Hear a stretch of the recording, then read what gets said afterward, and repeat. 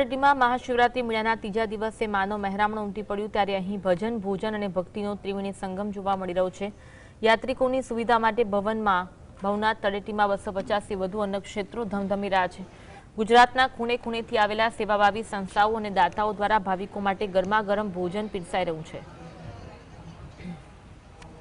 બુંદી ગાંઠિયાથી લઈ ભજીયા, લાડવા, રોટલા અને દાળ ભાત સહિતની અનેક વાનગીઓથી ભક્તોની આંતરડી ઠાળવામાં આવે છે। મોટા અન્નક્ષેત્રોમાં તો હજારો લોકો માટે રોટલી બનાવવાના મશીનો પણ કાર્યરત કરાયા છે।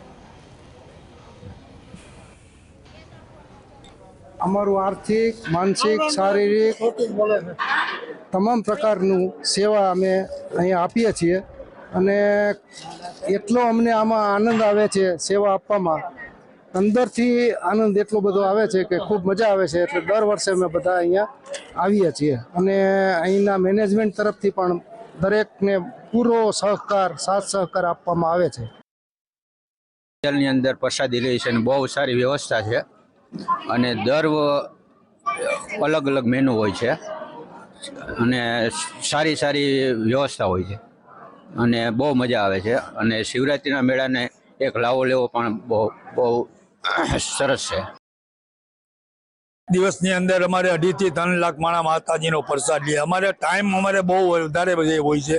માનો કાલે 6 વાગે ચાલુ કરું તો રાતના 12 વાગ્યા સુધી એટલું પબ્લિક।